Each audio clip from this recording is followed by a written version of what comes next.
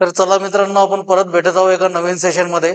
आपण मागील लेक्चर मध्ये बघितलेलं होतं की आपलं जे काही इम्पॉर्टंट टर्मिनॉलॉजी आहे रिगार्डिंग कॅटल अँड बफेलो या स्पेसिसशी रिलेटेड, तर त्याच्यामधीलच काही टर्मिनॉलॉजीचा जो काही सेकंड पार्ट आहे तो आजच्या लेक्चर मध्ये आपण काय करणार आहोत, कव्हर करणार आहोत. तर ते आहे आपल्याला लेक्चर थर्ड, इम्पॉर्टंट टर्मिनॉलॉजी जे आहेत ते आपल्याला आजच्या लेक्चर मध्ये काय करायचे या ठिकाणी बघायचे आहेत. तर या बेसवरती तुम्हाला तर आयडेंटिफाय झालेलंच असेल की आपण कोणकोणत्या स्पेसिसशी रिलेटेड टर्मिनॉलॉजी आजच्या लेक्चरमध्ये या ठिकाणी काय करणार आहोत, कव्हर करणार आहोत.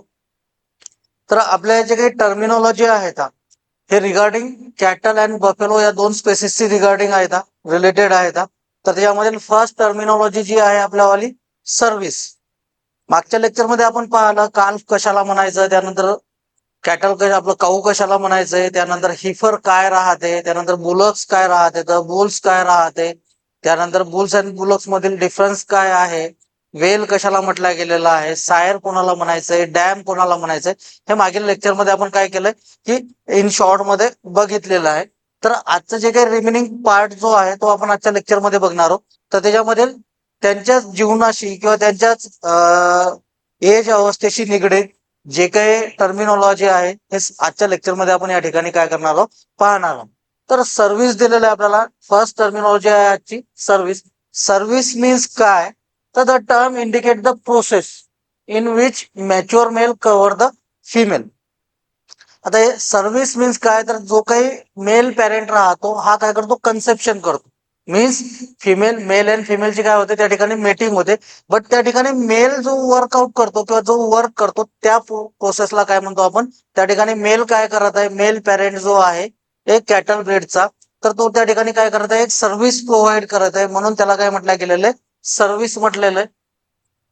त्यांनी या ठिकाणी जी इमेजेस आहे या इमेजच्या बेसवरती एक तुम्हाला आयडेंटिफाय होईल. ही जी काही प्रोसेस आहे, ओव्हरऑल जी काही प्रोसेस आहे, या ओव्हरऑल प्रोसेसला आपण काय म्हटलेलं आहे, मेटिंग म्हटलेलं आहे. देन सेकंड जे काही तुमच्याकडे डेफिनेशन आहे, सेकंड डेफिनेशन कोणती आहे किंवा सेकंड जे काही इम्पॉर्टंट टर्मिनॉलॉजी जी आहे ती आहे कन्सेप्शन. आता कन्सेप्शन मीन्स काय, तर successful union of male and female gamete. काय कशावरती फोकस करायचं आहे आपल्याला या ठिकाणी जे दिलेलं आहे, सक्सेसफुल. सक्सेसफुल जे आहे या ठिकाणी आहेच बघा, successful union of male and female gamete. कारण मेटिंग तर बरेच वेळ होते, जे काही मेल असेल, male parent of cattle and female parent of cattle, तर या दोन्हीची मेटिंग तर बरेच वेळ होते. बट प्रत्येक वेळेस ती सक्सेसफुल होते का, तर प्रत्येक वेळेस ती काय होत नाही, सक्सेसफुल होत नाही. मेटिंग झाली असं याचा अर्थ असा नाही की कॅटल प्रेग्नेंट आहे. बट ज्या वेळेस ते सक्सेस होते तर त्या कन्सेप्शनला काय म्हटलं गेलेलं आहे, त्या मीटिंगला काय म्हटलं गेलेलं आहे, कन्सेप्शन म्हटलेलं आहे. The successful union of male and female gamete and implementation of zygote. ज्या वेळेस झायगोट इम्प्लिमेंट होते कशामध्ये, इनसाइड ऑफ ओम, कशाचं, कॅटलचं, तर त्याच मीटिंगला काय म्हटलं गेलेलं आहे, कन्सेप्शन म्हटलेलं आहे. आता कन्सेप्शन काय करते, तर कन्सेप्शन काय करते, rate is measure of cows fertility. काऊची जी काही फर्टिलिटी आहे हे मेजर करण्याचा जो काही रेट आहे की काऊच्या फर्टिलिटीचा जो काही रेट आहे तो मेजर करण्याचं काम कोण करते, कन्सेप्शन करते. यालाच काय म्हणतो आपण, कन्सेप्शन म्हणतो. आता कन्सेप्शनशी रिलेटेडच एक इन्सेप्शन म्हणून काय केलेली एक टर्मिनॉलॉजी आहे जी की ऍग्रोमेट्रोलॉजी मध्ये काय केला जाते, यूज केला जाते. तर रिलेटेड टू कन्सेप्शनच्याच रिलेशन मध्ये काय आहे, रिलेशनच्या जवळपास तिला काय म्हटलं गेलेलं आहे, इन्सेप्शन आहे. इन्सेप्शन मीन्स काय, तर जो कोणता पाऊस पडतो तो जो पाऊस पडल्यानंतर डायरेक्टली जमिनीवरती पडतो का, नाहीये. तर तो पाऊस आधी कशावरती पडतो, त्या ठिकाणी असणारे जे काही प्लांट्स वगैरे राहतात या प्लांट्स वरती पडतो. देन आफ्टर काय त्यांचं जी काही तीव्रता वाढली किंवा वेग वाढला, जास्त वेळ पाऊस पडत राहिला, तर त्यानंतर ते पाणी जे आहे हे पाऊस कोणत्या ठिकाणी येतो, जमिनीवर येतो. तर मग जे काही झाड राहते तर या झाडांचा जे काही पानं राहते त्या पानावरती त्या पावसाला होल्ड करून ठेवण्याची जी काही कॅपॅसिटी आहे किंवा जे काही पाऊस होल्ड करून ठेवला जाते त्या प्रोसेसला काय म्हटलं जाते, तर इन्सेप्शन म्हटलं जाते. ही कोणत्या सब्जेक्ट मध्ये टर्मिनॉलॉजी येते तुम्हाला, तर ऍग्रोमेट्रोलॉजी मध्ये. तर ठीक आहे, कन्सेप्शन आणि इन्सेप्शन हे दोन्ही तुम्हाला समजलं असेल. नेक्स्ट जी काही टर्मिनॉलॉजी आहे आता आपण सर्व्हिस पाहणं, काय केलं जाते, मेल पॅरेंट कव्हर करतो कशाला, फिमेल पॅरेंटला. तर त्या जो काही मेल पॅरेंट त्या ठिकाणी ऍक्टिव्हिटी करत आहे त्या ऍक्टिव्हिटीला काय म्हटलं गेलेलं आहे, सर्व्हिस म्हटलेलं आहे. देन कन्सेप्शन काय आहे, successful union of male and female gamete. Next याच्यावरती ओपन. नेक्स्ट जे आहे आपल्याला समोर तुम्हाला जी काही इमेज दिसत असेल त्या इमेजच्या बेसवरती तुम्ही एक आयडेंटिफाय केलेलं असेल की समोर कशाची कोणती डेफिनेशन राहू शकते. तर समोर आहे आपल्याला एम्ब्रिओ. आता एम्ब्रिओ आणि फेटस याच्यामध्ये काय डिफरन्स आहे एम्ब्रिओ आणि फेटस मध्ये. तर एम्ब्रिओ कोणाला म्हणायचंय, फेटस कोणाला म्हणायचंय ते आपण या ठिकाणी बघू. तर समोर आहे आपल्याला embryo, a young organism in the early stage of development. कोणत्या स्टेजमध्ये, अर्ली स्टेज जी राहते, या अर्ली स्टेज मध्ये जी काही डेव्हलपमेंट होते, या अर्ली स्टेज मधील डेव्हलपमेंटला काय म्हटलं गेलेलं आहे, एम्ब्रिओ म्हटलेलं आहे. हा एम्ब्रिओ कशाचा आहे, तर कॅटलचा आहे. देन समोर तुम्हाला या ठिकाणी इमेज आलेली आहे. नेक्स्ट कोणतं येते, तर नेक्स्ट येते फेटस. आता फेटस जे आहे, फोइटस म्हणा, फेटस म्हणा, जे काय असेल, तर याला काय म्हटलं गेलेलं आहे, the a term for developing young one during the last quarter of pregnant animal किंवा लास्ट क्वार्टर ऑफ प्रेग्नन्सी. आता याच्यामध्ये काय दिलेलं आहे आपल्याला, एम्ब्रिओ अँड फोइटस याच्यामधील डिफरन्स काय आहे बघा. एम्ब्रिओ कोणाला म्हणायचंय, अर्ली स्टेजमध्ये ज्यावेळेस कन्सेप्शन सक्सेसफुली कन्सेप्शन झालेला आहे आणि ज्यावेळेस तो एम्ब्रिओ तयार होतो कशामध्ये, inside the womb of cattle, तर त्या स्टेजला काय म्हटलं गेलेलं आहे, एम्ब्रिओ. आणि फोइटस कशाला, लास्ट क्वार्टर म्हणजे जे काही 9 महिने 9 दिवसाचा जो काही जेस्टेशन पिरियड राहते कशाचा, कॅटलचा. तर लास्ट क्वार्टर जे आहे, लास्ट 15 डेज जे आहे, त्या ठिकाणी जे काही तयार झालेलं असते inside the womb of cattle, तर त्या स्टेजला काय म्हटलं गेलेलं आहे, फोइटस म्हटलेलं आहे. तर हा डिफरन्स तुमच्या लक्षात आला पाहिजे. बऱ्याचशा वेळेस जो कोणतं आयबीबीएसचं जे काही पॅटर्न आहे, या आयबीबीएसच्या पॅटर्न मध्ये काय केलं जाते, असे कन्फ्युजिंग क्वेश्चन जे राहते हे आपल्याला विचारला जातात. सपोज त्या ठिकाणी एम्ब्रिओची डेफिनेशन आलेली असेल, काय दिलेलं आहे, a young organism in the early stage of development in in the in the womb of कॅटलच्या ओम मध्ये अर्ली स्टेज मध्ये जे काही डेव्हलप होते, तर त्या स्टेजला काय म्हटलं जाते, एम्ब्रिओ म्हटलं जाते, फोइटस म्हटलं जाते, किंवा कार्फ म्हटलं जाते, किंवा एनी अदर जे काय असेल. तर अशा कंडिशन मध्ये तुम्हाला फोइटसही काय होते, डेव्हलप झालेलं राहते बट लास्ट क्वार्टर मध्ये, आणि एम्ब्रिओ कोणत्या स्टेजमध्ये, अर्ली स्टेजमध्ये. हे तुमच्या लक्षात असणं आवश्यक आहे. नेक्स्ट बघू. नेक्स्ट इथे इंटर काल्विंग पिरियड. आता जे काही इंटर काल्विंग पिरियड जो आहे, in between the calving means काय, तर पार्च्युलेशन ऍक्टिव्हिटी जी आहे, पार्च्युलेशन ऍक्टिव्हिटी मीन्स काय, delivery of cattle. Delivery of cattle, गाय जणण्याची प्रोसेस, म्हैस जणण्याची, त्यानंतर शेळी असेल, मेंढी असेल, तर हे काय करतात, बाळाला जन्म देण्याच्या प्रोसेसला काय म्हटलं गेले, काल्विंग म्हटल्या गेले. आणि आपण काय पाहतो, इंटर काल्विंग पाहतो. इंटर काल्विंग मीन्स काय, तर in between the two calving, म्हणजे फर्स्ट अँड सेकंड काल्विंग याच्यामध्ये जो काही डिफरन्स आहे, जो काही पिरियड आहे, त्या पिरियडला काय म्हटलं गेलेलं आहे, इंटर काल्विंग पिरियड म्हटलं गेलेलं आहे. त्या पिरियडला काय म्हटलं गेलेलं आहे, इंटर काल्विंग पिरियड म्हटलं गेलेलं आहे. या ठिकाणी दिलेले the period between the two successive calving is called as inter calving period. Next जे येते आपल्याला, आता हे तर आपण पाहिलेलं आहे. आता जेस्टेशन आपण काय करत आहोत, स्टेज म्हणजे फर्स्ट स्टेज झाल्यानंतर सेकंड कोणती स्टेज येणार, सेकंड झाल्यानंतर थर्ड कोणती, तर या बेसवरती काय केलेलं आहे आपण, या डेफिनेशनचा किंवा या टर्मिनॉलॉजीचा या ठिकाणी सिक्वेन्स ऍड केलेला आहे. सेकंड येते आपल्याला जेस्टेशन. आता जेस्टेशन मीन्स काय, तर गाभण काळ ज्याला म्हटलं जाते त्याला काय म्हणतो आपण, जेस्टेशन पिरियड म्हणतो. गाभण काळ जो राहतो त्या गाभण राहण्याच्या प्रोसेसला काय म्हटलं गेलेलं आहे, जेस्टेशन म्हटलेलं आहे. आणि गाभण काळ मीन्स काय, तर जेस्टेशन पिरियड आहे. तर जेस्टेशन मीन्स काय, इट इज द प्रोसेस. आता ही जी काही प्रोसेस आहे, मीन्स ज्या आफ्टर कन्सेप्शन, सक्सेसफुल कन्सेप्शनच्या नंतर जो एम्ब्रिओ डेव्हलप होतो, तो कुठपर्यंत पोहोचतो, लास्ट क्वार्टर पर्यंत, मीन्स फोइटस पर्यंत. तर ही जी काही प्रोसेस आहे एम्ब्रिओ टू फोइटस पर्यंत ट्रान्सफॉर्मेशनची, तर याच्यासाठी जेवढा काही कालावधी लागतो किंवा ही जी काही प्रोसेस आहे, या प्रोसेसला आपण काय म्हटलं गेलेलं आहे, इनसाइड द ओम ऑफ कॅटलच्या ओम मध्ये ही जी काही प्रोसेस कंटिन्युअस होत राहते पर्टिक्युलर कालावधीसाठी, तर त्या प्रोसेसला काय म्हटलं गेलेलं आहे, आपण जेस्टेशन म्हटलेलं आहे. तर हे तुमच्या लक्षात असलं पाहिजे, जेस्टेशन वेगळं आणि जेस्टेशन पिरियड वेगळा. ओके. तर जेस्टेशन जे दिलेलं आहे, इट इज द प्रोसेस, आधीच तुम्हाला जसं सांगितलेलं आहे त्यानुसार काय आहे, एक प्रोसेस आहे, किंवा त्यालाच काय म्हणू शकतो आपण, पर्टिक्युलर पिरियड, प्रोसेस और पिरियड ऑफ डेव्हलपिंग एम्ब्रिओ, काय स्टार्टिंगला फोएटस डेव्हलप होते का? नाहीये. स्टार्टिंगला काय राहते? एम्ब्रिओ राहते. डेव्हलपिंग एम्ब्रिओ इनसाइड द ओम, तिला जे काही स्टमक राहते, जे काही पोट राहते, त्या ठिकाणी काय होत चालते? ते डेव्हलप होत चालते inside the womb in between conception and birth. Conception कधी? ज्या वेळेस मीटिंग होते, सक्सेसफुली मीटिंग होते. आणि बर्थ कधी? तर जे काही आपण काल्विंगची जी काही प्रोसेस आहे, या प्रोसेसला आपण काय म्हणतो? बर्थ म्हणू शकतो, डिलिव्हरी प्रोसेस म्हणून. तर या दोन्हीच्या मधातील जो काही कालावधी आहे, जो काही पिरियड आहे, हा पिरियड, या पिरियडला काय म्हणतो आपण? तर जेस्टेशन म्हणतो किंवा जेस्टेशन पिरियड म्हणतो. आणि त्या प्रोसेसला काय म्हटलं गेलेलं आहे? जेस्टेशन म्हटलेलं आहे. This is the applicable to group, any group of animal. आता हा जेस्टेशन पिरियड किंवा जेस्टेशन हे पर्टिक्युलर फक्त कॅटल किंवा बफेलो पुरतच मर्यादित आहे का? नाहीये. एनी टाईप ऑफ ॲनिमल जे आहे, तर या एनी टाईप ऑफ ॲनिमल मध्ये काय आहे? आपल्याला तो जेस्टेशन पाहायला मिळतो. गाभण काळ जो आहे, शेळीमध्ये गाभण काळ राहतो, मेंढीमध्ये असतो, बफेलो मध्ये असतो, कॅटल मध्ये पण असतो. त्याच्यामुळे एनी टाईप ऑफ ॲनिमल जे आहे, तर या ॲनिमल मध्ये काय? जेस्टेशन प्रेझेंट राहतं. हा जेस्टेशन पिरियड किती राहतो? कॅटल जर असेल तर कॅटलचा किती आहे, बफेलोचा किती आहे, हे आपल्याला माहिती असणं आवश्यक आहे.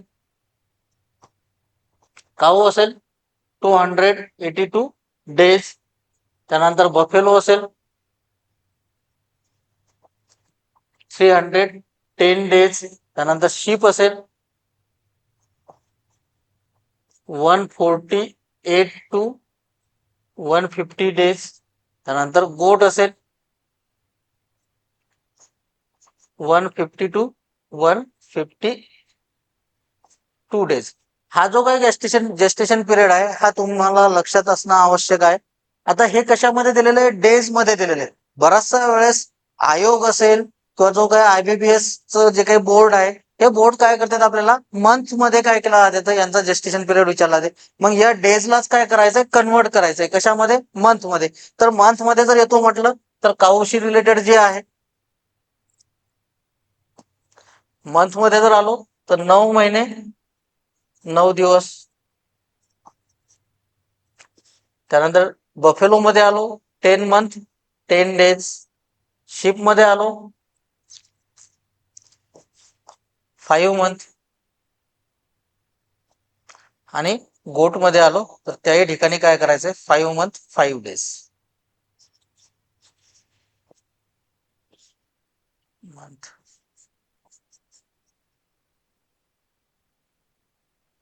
म्हणजे अशा प्रकारे तुम्ही काय करू शकता? मंथ मध्ये सुद्धा लक्षात ठेवू शकता, आणि सोबत सोबत जे काही डेज दिलेले आहेत, या डेज मध्ये पण तुम्ही काय करू शकता? ते लक्षात ठेवू शकता. हे कोणतं झालं आपलं? जेस्टेशन पिरियडच्या बाबतीतली. डिफरंट ॲनिमलचा काय राहतो? डिफरंट राहतो.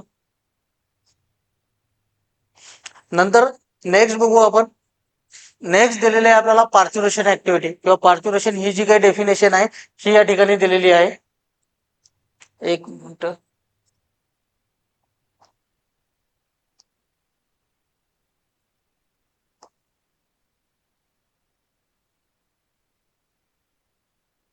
नेक्स्ट आहे आपल्याला parturition. Parturition is the act of giving birth to fully develop and viable young one. आता जेस्टेशन पाहिलं, स्टार्टिंगला आपण काय पाहिलंय? सर्व्हिस पाहिली. त्या बुल पॅरेंट काय करत होता? मेल पॅरेंटला सर्व्हिस प्रोव्हाइड करत होता. त्याच प्रोसेसला आपण काय म्हणतो? मेटिंग म्हणतो किंवा कन्सेप्शन, मेटिंग म्हणू शकतो. देन नेक्स्ट काय पाहिलं आपण? कन्सेप्शन पाहिलं. कन्सेप्शन मीन्स काय? Successful union of male and female gamete. ठीक आहे. सक्सेसफुल कन्सेप्शन झाल्यानंतर काय तयार झाला? एम्ब्रिओ तयार झाला. एम्ब्रिओचं लास्ट क्वार्टर मध्ये फोएटस मध्ये डेव्हलपमेंट झालं. त्याच्यानंतर काय झालं? जो काही ती ओव्हरऑल प्रोसेस आहे, त्या प्रोसेसला आपण काय म्हटलं? जेस्टेशन म्हटलं. जेस्टेशन नंतर नेक्स्ट प्रोसेस कोणती येते आपल्याला? पार्च्युरेशन ऍक्टिव्हिटी येते. पार्च्युरेशन जे आहे, तर parturition is the act of giving birth, is the act of giving birth to fully develop and viable young one. काय? Fully develop and viable young one. तर जी काही डिलिव्हरीची ऍक्टिव्हिटी आहे, गाय जन्मण्याची, शेळी जन्मण्याची, म्हैस जन्मण्याची, तर पार्च्युरेशन काय आहे? तर कंबाईनली ओव्हरऑल स्पेसिस जे आहे, तर ओव्हरऑल स्पेसिसच्या डिलिव्हरीच्या ऍक्टिव्हिटीला काय म्हटलेलं आहे? ऍक्ट ऑफ गिव्हिंग बर्थ, या ऍक्टिव्हिटीला काय म्हटलंय? कंबाईनली पार्च्युरेशन ऍक्टिव्हिटी म्हटलेलं आहे. बट पर्टिक्युलर स्पेसिस मध्ये जर जातो म्हटलं आपण, कॅटल मध्ये जातो म्हटलं, तर त्याच ऍक्टिव्हिटीला, या पार्च्युरेशनलाच काय म्हटलेलं आहे? काल्विंग म्हटलेलं आहे. बफेलो मध्ये जातो म्हटलं तर त्याच ऍक्टिव्हिटीला काय म्हटलेलं आहे? काल्विंग म्हटलेलं आहे. देन गोट मध्ये येतो म्हटलं तर गोट मध्ये त्याला किडिंग म्हटलेलं आहे. देन शिप मध्ये पाहतो म्हटलं आपण, तर त्याच ऍक्टिव्हिटीला काय म्हटलेलं आहे, लॅम्बिंग म्हटलेलं आहे. ते या ठिकाणी तुम्हाला सांगतो, लिहून देतोच मी. नेक्स्ट जे दिलेलं आहे आपण, काऊ अँड बफेलो. याच्यामध्ये काय म्हटलेलं आहे, काल्विंग म्हटलेलं आहे.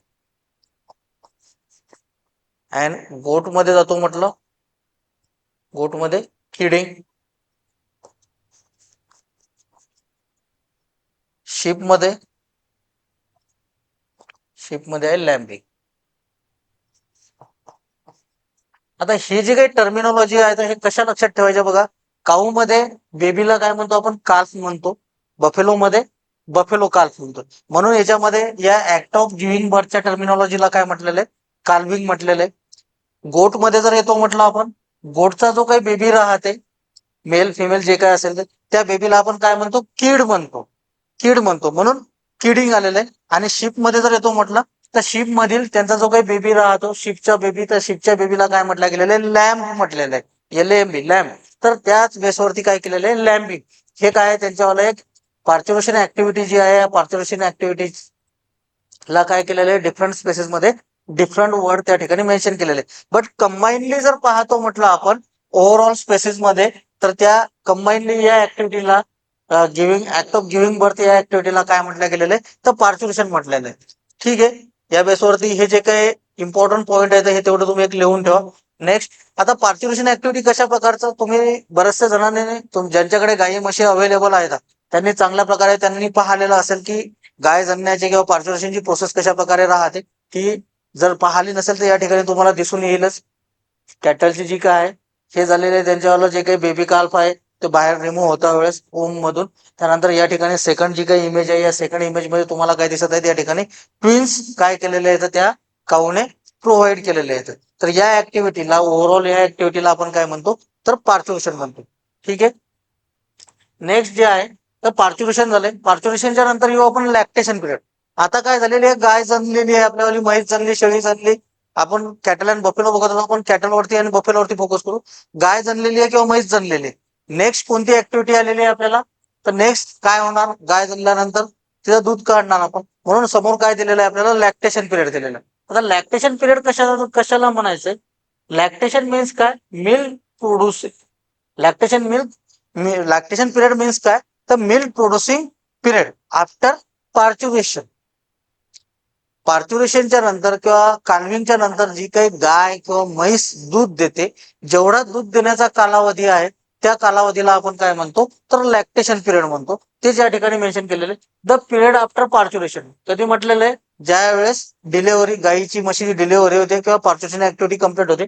After parturition in which the female produce milk, in which the female means कोणती, तर कॅटल फिमेल प्रोड्यूस मिल्क. जो कोणता मिल्क प्रोड्यूस करण्याचा कालावधी आहे, या कालावधीला आपण काय म्हणतो, लॅक्टेशन पिरियड म्हणतो.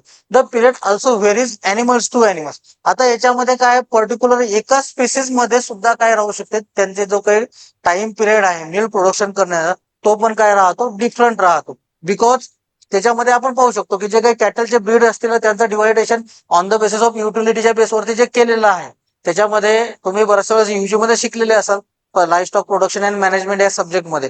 तर ऑन द बेसिस ऑफ युटिलिटीच्या बेसवरती मिल्क पर्पज, ड्युअल पर्पज आणि ड्राफ्ट पर्पज अशा प्रकारचा त्यांचा क्लासिफिकेशन आहे. मिल्क पर्पज कॅटल ब्रीड्स जे असतील, त्यांचा लॅक्टेशन पिरियड हा 305 डेज पर्यंत राहू शकतो.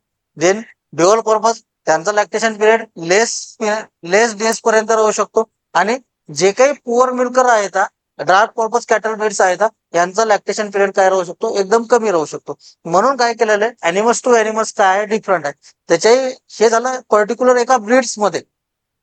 आणि आपण जर स्पेसिस मध्ये जर जातो म्हटलं, तर गाईचा 305 दिवसापर्यंत आहे सपोज, बफेलोचा त्याच्यापेक्षा कमी दिवस असू शकते किंवा जास्त दिवस असू शकते, शीप आणि मेंढीचा त्यांच्यापेक्षा कमी दिवस राहू शकतो. म्हणून काय केलेलं आहे, the period also varies animals to animals. हे काय आहे त्या ठिकाणी दिलेले, त्यामध्ये दिलेले cows lactation period different from buffalo, sheep and goat. हे काय या ठिकाणी मेन्शन केलेलं आहे. नेक्स्ट आहे, या बेसवरती तुम्हाला माहितच पडत असेल की लॅक्टेशन काय आहे, दूध देण्याचा कालावधी जे आहे, जेवढ्या दिवस गाय दूध देते, म्हैस दूध देते, त्या पिरियडला आपण काय म्हणतो, लॅक्टेशन पिरियड म्हणतो. नेक्स्ट जो आहे, नेक्स्ट बघू आपण. नेक्स्ट आता लॅक्टेशनच्या नंतरची नेक्स्ट प्रोसेस कोणती येते, तर एक टोटल ऍव्हरेज मिल्क प्रोडक्शन जे आहे तर हे ओव्हरऑल डेज मध्ये 300 डेज जर मिल्क प्रोड्यूस करत असेल आणि या 3000 दिवसामध्ये किती मिल्क प्रोड्यूस केलेलं आहे तर त्याचे काय करत आहोत जनरल ऍव्हरेज काढत आहोत. त्या ऍव्हरेजला काय म्हणतो आपण वेस्ट ऍव्हरेज म्हणतो. तो कशाच्या बेसवरती काढायचा आहे तर तो आपल्याला या ठिकाणी दिलेला आहे. काय दिलेलं आहे it is the total milk yield. आता टोटल एक्झाम्पलच्या बेसवरती घेऊन शकतो आपण. टोटल मिल्क आहे आपल्याला 2000. काय दिलेलं आहे it is the total milk yield of lactation. म्हणजे जो काही लॅक्टेशन पिरियड असेल त्या लॅक्टेशन पिरियड मध्ये टोटल मिल्क यील्ड किती केलेलं दिलेलं आहे केजी मध्ये असू शकते और लिटर मध्ये. ठीक आहे.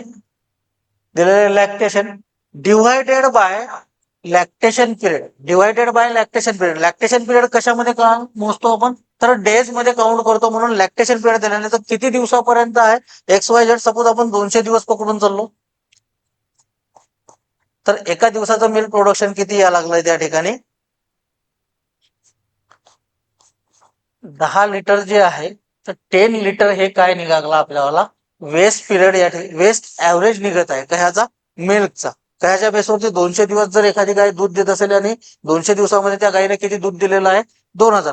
जनरली हे 2000 किंवा अशा संख्येमध्ये येत नाहीये. 2150 1700 1725 अशा प्रकारे त्यांचं मिल्क प्रोडक्शन राहते. डिपेंडिंग अपॉन ब्रीड्सच्या बेसवरती काय केलं जाते त्यांचं मिल्क प्रोडक्शन त्या ठिकाणी आलेलं असतं. आणि त्यांचा लॅक्टेशन पिरियड पण काय डायरेक्टली 200 दिवसच राहत नाहीये तर कमी जास्त राहतो. कधी 175 185 187 200 305 वगैरे असे डिपेंडिंग अपॉन ब्रेड्स वरती काय केलं जाते ते डिपेंड राहतं. तर ठीक आहे हे लॅक्टेशन झालंय. वेस्ट ऍव्हरेज झाला. नेक्स्ट काय दिलेलं आहे आपल्याला ड्राय पिरियड दिलेला आहे. नेक्स्ट कोणता आलेला आहे आपल्याला ड्राय पिरियड आलेला आहे. तर ड्राय पिरियड कशाला म्हणायचंय तर ड्राय पिरियड मीन्स काय गाय जी असेल किंवा म्हैस जी असेल ही कंटिन्युअस दूध देत राहते का कंटिन्युअस दूध देत राहते का नाहीये तर तिच्यामध्ये काही दिवसानंतर आफ्टर पार्च्युरेशन ही ऍक्टिव्हिटी कंप्लीट केल्यानंतर गाय दूध देते. बट कंटिन्युअस सेकंड काल्विंगची जी काही प्रोसेस आहे तिथपर्यंत दूध देते का नाहीये. एखादी जे काही ब्रीड राहते ते दूध कंटिन्युअस चालू ठेवते सेकंड काल्विंगच्या प्रोसेस पर्यंत. तेही बघू आपण काय आहे तर ज्या काळानंतर किंवा ज्या पिरियड नंतर गाय दूध देणं बंद करते तर तिथून समोरचा जो काही कालावधी राहतो मीन्स एक कॅटल ब्रीड आहे ती सपोज आजची तारीख काय आपल्यावाली आजची तारीख आहे 11. आजपासून समोरचे जे काही 200 दिवस असेल 200 दिवसापर्यंत तिनं काय केलेलं असेल समोरचे जे काही नेक्स्ट 200 डेज आहेत त्या 200 डेज पर्यंत काय केलेलं आहे तिनं मिल्क प्रोडक्शन केलेलं आहे. हा झाला तिच्यावाला 200 डेज लॅक्टेशन पिरियड. देन समोरचा जो काही पिरियड असेल 105 दिवसाचा हा 105 दिवसाचा जो काही पिरियड आहे हा पिरियड कोणता आहे ज्या वेळेस ती दूध देणं बंद करते त्या पिरियडला आपण काय म्हणतो तर ड्राय पिरियड म्हणतो. कोणत्या बेसवरती नॅचरली मिल्क काय केला जाते त्या ठिकाणी त्या गायीचं बंद होते नॅचरली. म्हणजे त्याच्यामध्ये कोणत्याही प्रकारचा ह्युमन बिईंगचा इंटरफेरन्स नाहीये. तर अशा कंडिशन मध्ये ज्यावेळेस गाय दूध देणं बंद करते त्या पिरियडला काय म्हटलं गेलेलं आहे dry period. The period after parturition. कधी after parturition and before next parturition in which the female does not produce milk. म्हणजे फर्स्ट पार्च्युरेशन ऍक्टिव्हिटी कंप्लीट केली काही दिवसानंतर गायीनं दूध देणं बंद केलं आणि देन कधी दूध स्टार्ट करणार आहे नेक्स्ट पार्च्युरेशनच्या नंतर. तर त्याच्यामुळे काय केलेलं आहे after parturition and before next parturition in which the female does not produce milk naturally is called as dry period. आता नॅचरली हा वर्ड का यूज केला ते तुम्हाला नेक्स्ट डेफिनेशन मध्ये समजेल. आता एक राहते ड्राय पिरियड आणि सेकंड राहते ड्राईंग ऑफ पिरियड. सेकंड कोणता दिलेला आहे आपल्याला ड्राईंग ऑफ पिरियड. तर ड्राईंग ऑफ पिरियड आणि ड्राय पिरियड मध्ये डिफरन्स काय आहे. ड्राय पिरियड हा नॅचरली काय होते स्टार्ट होते आणि ड्राईंग ऑफ पिरियडला काय करावं लागते आर्टिफिशियली काय करावं लागते स्टार्ट करावं लागते.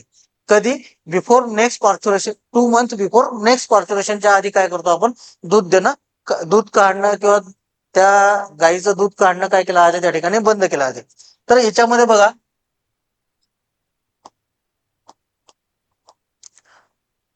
Drawing off it is the process of making a lactating but pregnant cow to dry approximately before 60 days before next parturition. काय केलेलं आहे किती दिवसाच्या आधी 60 डेज बिफोर नेक्स्ट पार्च्युरेशन. आता या ठिकाणी काय होतं की काही गायींचं किंवा काही म्हशीचं तुम्ही पाहिलेलं असेल की एक वेळ जणल्यानंतर ती गाय किंवा ती म्हैस कंटिन्युअस मिल्क प्रोडक्शन करत राहते कुठपर्यंत, नेक्स्ट पार्च्युरेशन ऍक्टिव्हिटी पर्यंत, म्हणजे दुसरी जी काही कालविंग समोरची जी आहे त्या कालविंग ऍक्टिव्हिटी पर्यंत.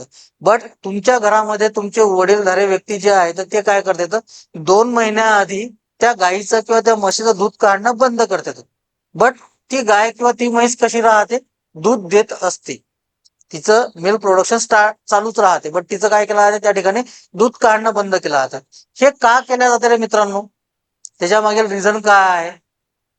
त्याच्या मागील रिझन काय आहे, तर जसं कंटिन्युअस जर मिल्क प्रोडक्शन करत राहिलो आपण, तर त्या अॅनिमलच्या शरीराची काय होत राहते, झीज होते. तिची एनर्जी त्या मिल्क प्रोडक्शन मध्ये काय होत राहते, डायव्हर्ट होत राहते. आपण मिल्क कंटिन्युअस रिमूव्ह करत राहतो, परत ती मिल्क प्रोडक्शन करत राहते. तर त्याच्यामध्ये तिच्या शरीराची काय होत चालते, झीज होत चालते. आणि लगेच तिची काय येते, सेकंड काल्मिंग ऍक्टिव्हिटी किंवा सेकंड पार्च्युरेशन ऍक्टिव्हिटी जवळ आलेली असते. मग अशा कंडिशन मध्ये त्या अॅनिमलला ती पार्च्युरेशन ऍक्टिव्हिटी कम्प्लीट करायची आहे, सोबत मिल्क प्रोडक्शन जे आहे हे ऍज इट इज प्रोव्हाइड करायचंय. तर अशा कंडिशन मध्ये काय होते, तर तेवढी एनर्जी त्या अॅनिमल बॉडीमध्ये रिकव्हर करण्यासाठी, त्या समोर होणाऱ्या ऍक्टिव्हिटीला सामोरे जाण्यासाठी किंवा ती as it is normally run करण्यासाठी काय करावं लागते, before 60 days before next parturition काय करावं लागते आपल्याला, मिल्क प्रोड्यूस करणं किंवा मिल्क काढणं, रिमूव्ह करणं काय करावं लागते, थांबवावं लागते. हे नॅचरली थांबवलेलं, नॅचरली बंद झालेलं आहे का मिल्क? नाहीये, ते आर्टिफिशियली काय केल्या गेलेले, बंद केलेले. म्हणून त्या पिरियडला काय म्हटलं जाते, ड्राईंग ऑफ म्हटलं जाते. आणि नॅचरली ज्या वेळेस गाईचं किंवा म्हशीचं दूध बंद होते त्या पिरियडला आपण काय म्हणतो, ड्राय पिरियड म्हणतो.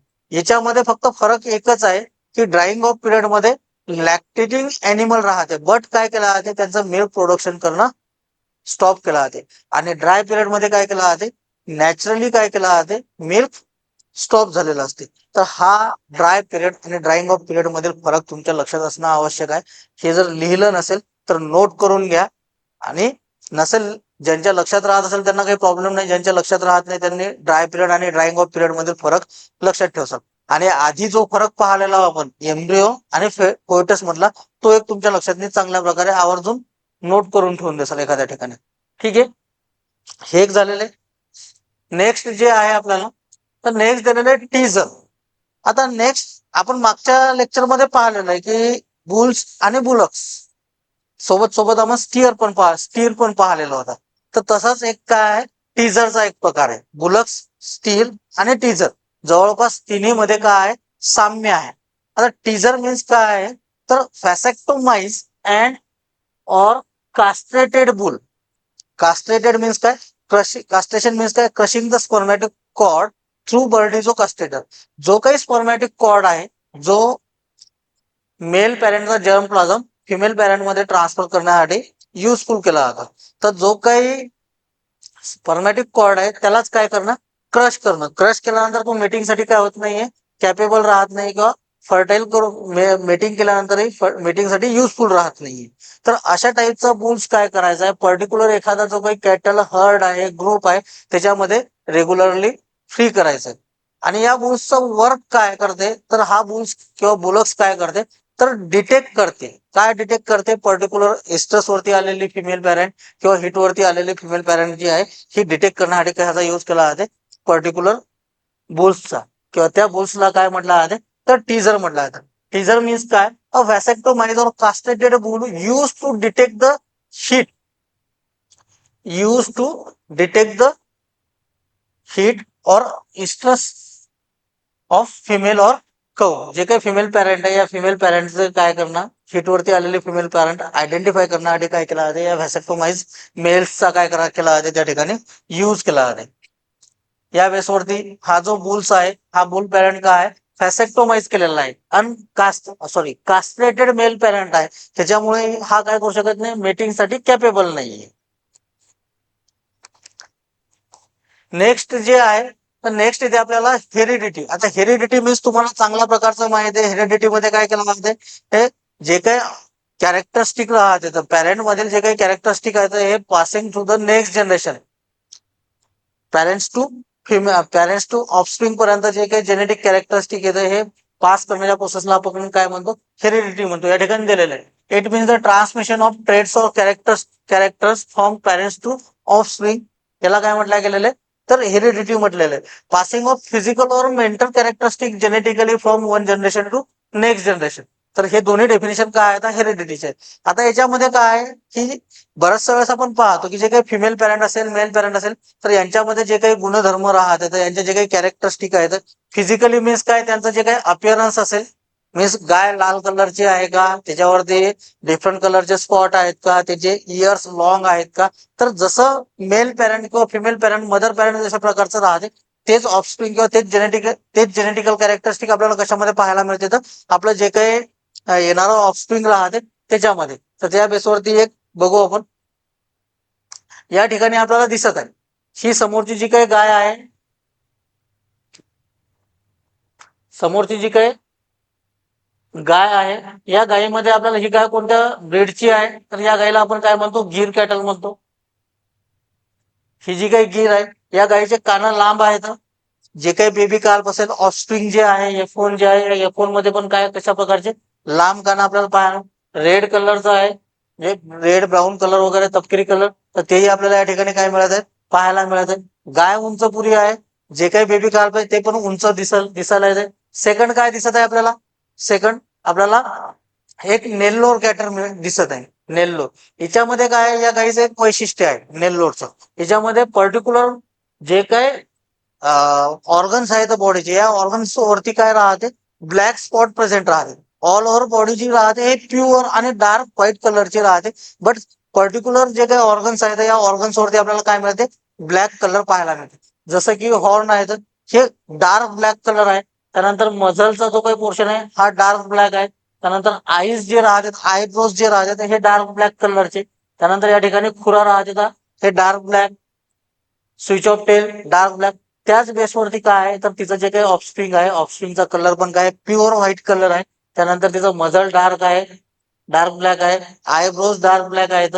त्यानंतर या ठिकाणी हुप्स पण काय राहते, तर डार्क ब्लॅक राहते. शेक कशामध्ये पाहायला मिळते, तर त्यांचे जेनेटिकल जे काही पॅरेंट मधील जेनेटिक कॅरेक्टरिस्टिक आहेत हे ट्रान्सफर कोणत्या ठिकाणी केलेले आहेत, ऑफस्प्रिंग मध्ये. यालाच काय म्हणतो आपण, हेरिडिटी म्हणतो. ठीक आहे, हे लक्षात आलं असेल.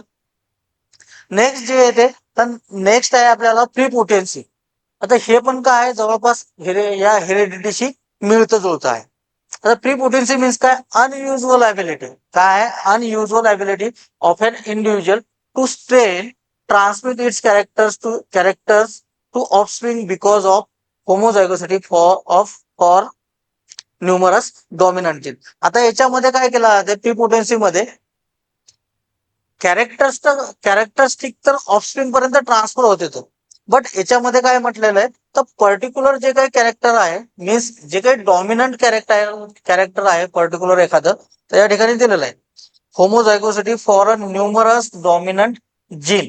म्हणजे एक पर्टिक्युलर जीन जो आहे हा डॉमिनंटली ऍज इट इज कशामध्ये ट्रान्सफर होतो, तर ऑफस्प्रिंग मध्ये. जसं ह्युमन बिंग मध्ये पाहतो आपण, एखाद्या व्यक्तीचे जर ग्यारशे खारे डोळे जर असतील, ज्याला आपण ग्यारशे डोळे म्हणतो, ब्राऊन आईज जर असतील, ते ऍज इट इज त्यांचे जे काही मुलं असतील, मुली असतील, त्यांचे पण काय होते, तर आपल्याला गारशे डोळे किंवा ब्राऊन आईज पाहायला मिळते.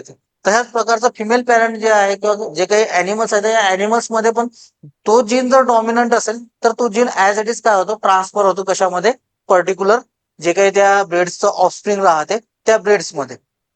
तर ठीक आहे, हे झालं आजचं. देन नेक्स्ट बघू. नेक्स्ट आहे बी. आता मागच्या लेक्चरमध्ये तुम्हाला जसं सांगितलं, डिफरंट स्पेसिसचे डिफरंट मीट राहतात आणि त्या मीटला काय डिफरंट टर्मिनॉलॉजीज आहेत. तर याच्यामध्ये आपल्याला दिलेलं आहे beef, the meat of cattle or buffalo. कॅटलचं आणि बफेलोचं मीट जे आहे त्याला काय म्हटलं गेलेलं आहे, हे बीफ म्हटलं गेलेलं आहे. सेकंड जे आहे, तर सेकंड बघू आपण, चिओन. चिओन ज्याला म्हटलं जाते, जर गोटचं मीठ तुम्ही हॉटेलमध्ये गेले आणि तुम्ही जर मागितलं किंवा जनरली आपण म्हटलं किंवा मीठ द्या किंवा मटन द्या, तर तुम्हाला खायचं असते, कंझ्युम करायचं असते गोटचं, बोकडाचं. पण त्या ठिकाणी ते काय करतील, शिपचं आणून जर तुमच्या समोर म्हटलं, तुम्ही मटन म्हटलेलं आहे त्यामुळे त्या ठिकाणी काय आहे, तर शिपचं मिळून जाईल. बट गोटच्या मीटला काय म्हटलं जाते, तर चिओन म्हटलं जाते, कॅब्रिटो म्हटलं जाते, कॅप्रेटो म्हटलं जाते, द मीट ऑफ गोट. हे तुम्हाला लक्षात राहणं आवश्यक आहे. नेक्स्ट दिलेलं आहे आपल्याला द मीट ऑफ शिप शिपचं जे काही मीठ असेल त्या शिपच्या मीठला काय म्हटलं जाते तर फॉगेट म्हटलं जाते. देन मटन म्हटलं जाते. लॅम्ब म्हटलं जाते. कशाला? शिपच्या मीठला. हे जे काही टर्मिनॉलॉजी आहे आता मीटशी रिलेटेड हे चांगल्या प्रकारच्या लिहून ठेवा, एखाद्या ठिकाणी नोट करून ठेवा, कारण हे बऱ्याचशा वेळेस काय केलं जाते एक्झाम मध्ये विचारला जाते. नेक्स्ट इथे आपल्याला pork, the meat of swine or pig. हे काय आहे? सॉइन आणि पिगचं काय आहे? एक मीट आहे, त्याला काय म्हणतो आपण? पोर्क म्हणतो. नेक्स्ट दिलेलं आहे आपल्याला वेल, जे आपण मागच्या लेक्चरमध्ये ऑलरेडी पाहिलेलं आहे. The meat of carp below the age of 3 month. किती महिन्याचा? बिलो द एज ऑफ 3 मंथचं जे काही कार्प आहे त्याच्या मीटला काय म्हटलं जाते? वेल म्हटलं जाते. हे काय आहे? एक मीटचे प्रकार आहेत. सोबत सोबत तुम्हाला जेस्टेशन पिरियड डिफरंट स्पेसिसचे किती किती आहे ते त्या ठिकाणी मेन्शन केलेलं आहे. आणि हे ऍज पर ऍक्टिव्हिटी, जे काही ऍक्टिव्हिटी आहेत म्हणजे स्टेप बाय स्टेप कशा प्रकारच्या ऍक्टिव्हिटी त्या गायीच्या किंवा म्हशीच्या जीवनामध्ये पाहायला मिळतात, त्यानुसार आपण काय केलेलं आहे या ठिकाणी टर्मिनॉलॉजी पाहिली होती. जसं पाहिलं आपण सर्व्हिसच्या नंतर कन्सेप्शन, सक्सेसफुल कन्सेप्शन झाल्यानंतर त्याचा एम्ब्रिओ डेव्हलप झाला, एम्ब्रिओच्या नंतर फोयटसच्या नंतर जेस्टेशनच्या नंतर नेक्स्ट कोणतं आलेलं होतं? लॅक्टेशन पिरियड आलं होतं. जेस्टेशन नंतर पार्च्युलेशन नंतर लॅक्टेशन पिरियड, लॅक्टेशन नंतर dry period, drawing off period. तर हे जे आहे तर हे आपण काय केलेलं आहे या ठिकाणी पाहिलेलं आहे स्टेप बाय स्टेप. तर मला तरी असं वाटतं की तुमचे जे काही टर्मिनॉलॉजी असतील आता कॅटल अँड बफेलोशी रिलेटेड हे पूर्णतः या ठिकाणी क्लिअर झालेले असतील. आणि तुम्हाला हेच टर्मिनॉलॉजी फक्त कॉम्पिटेटिव्ह एक्झाम साठीच नाहीये, तर जे विद्यार्थी बीएससी ऍग्रिकल्चरला आहे तर फर्स्ट सेमिस्टरला किंवा सिक्स सेमिस्टरला त्यांच्यासाठी हे टर्मिनॉलॉजी खूप इम्पॉर्टंट आहे.